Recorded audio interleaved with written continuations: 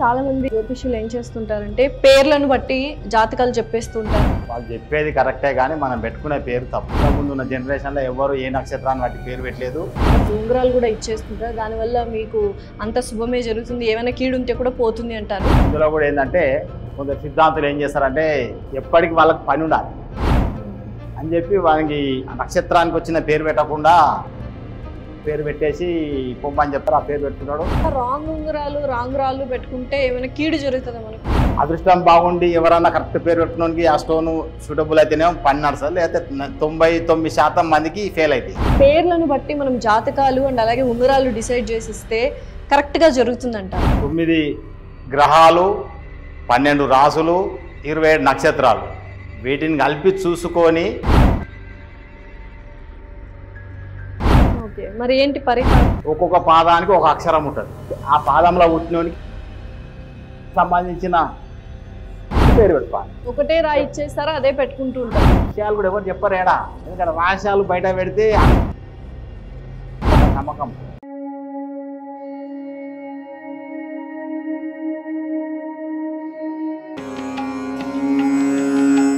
So Ashwini నక్షత్రం 2వ పాదంలో స్టార్ట్ చేశాము. సో నెక్స్ట్ ఎలా ఉండబోతుంది గురువుగారు?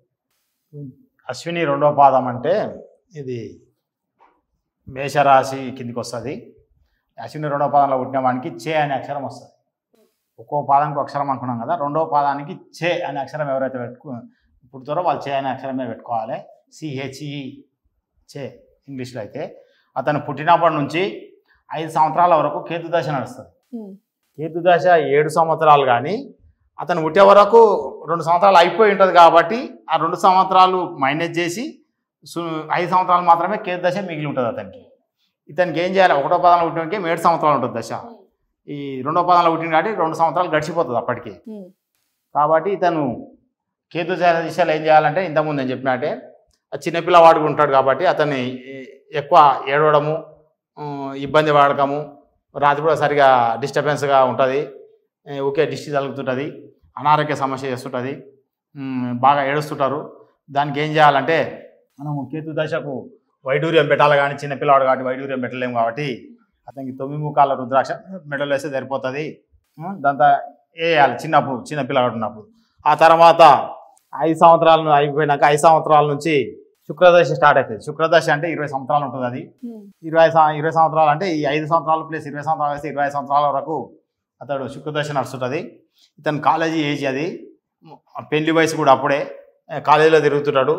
ఇతనికి ఈ టైంలో అమ్మాయిలు కానీ అబ్బాయిలు కానీ ఒకరి మీద ఒకరికి అట్రాక్షన్ ఏర్పడము, వాళ్ళతో ఫ్రెండ్షిప్ చేయడము, కలిసి ఉండడము, లేకపోతే పెళ్లి చేసుకోవాలన్నా ఈ శుక్రగ్రహం దశ నడుస్తుంటే పెళ్లి కాదు, ఎదుటి వాళ్ళ మీద ఇంట్రెస్ట్ ఉండదు.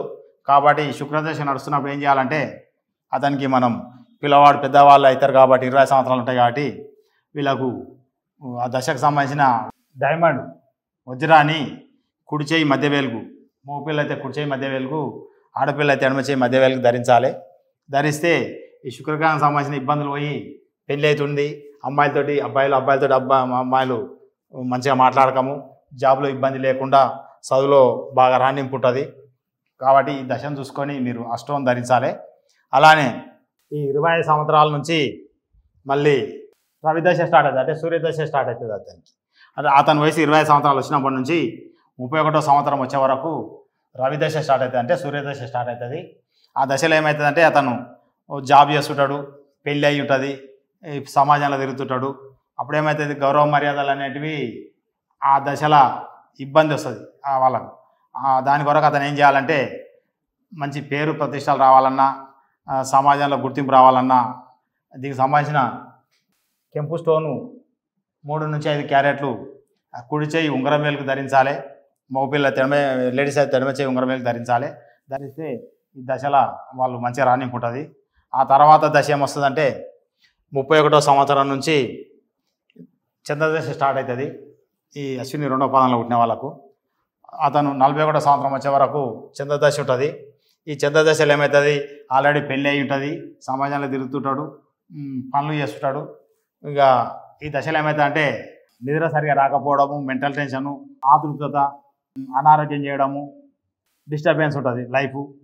దానికి ఏం చేయాలంటే, మనం చంద్రుకు సంబంధించిన ముత్యము 3 నుంచి 5 క్యారెట్లు కుడి చేయి ఉంగరం వేలుకు ధరిస్తే ఆ యొక్క డిస్టర్బెన్స్ అనేది తగ్గి సమాజంలో ఆ వ్యక్తి కానీ అమ్మాయి కానీ అబ్బాయి కానీ మంచిగా వాళ్ళ యొక్క లైఫ్ని గడపగలుగుతారు.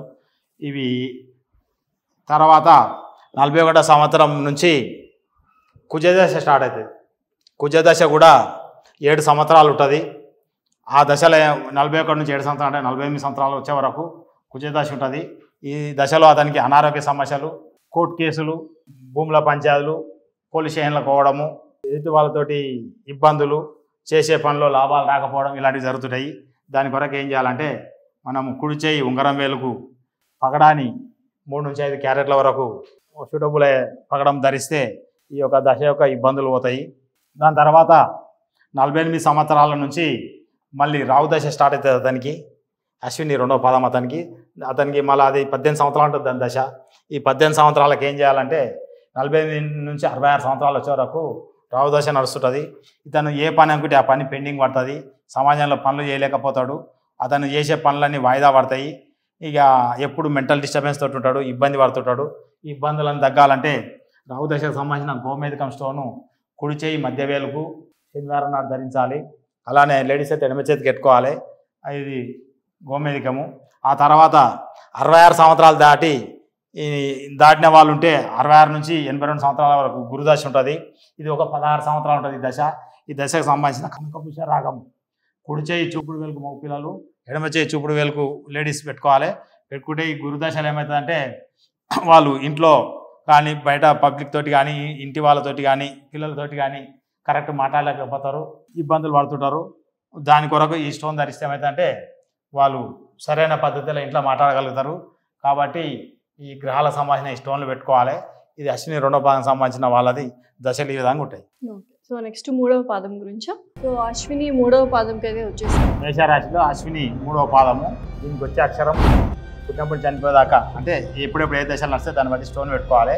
ఇవన్నీ పెద్ద పట్టించుకోకపోవడము, చదువులు సరిగా చదవలేకపోవడము ఇవన్నీ జరుగుతుంటాయి. ఏం చేయాలంటే దానిలకు మెంటల్ డిస్టర్బెన్స్ స్టార్ట్ అవుతుంది. నిద్ర సరిగా లేకపోవడము, రాత్రిపూట ఇబ్బందులు పడకము, ఇక ఏమైనా బీపీ, షుగరు, అనారోగ్య సమస్యలు ఇలాంటివి కూడా స్టార్ట్ అవుతాయి. ఈ ఇబ్బందులు పడుతుంటారు.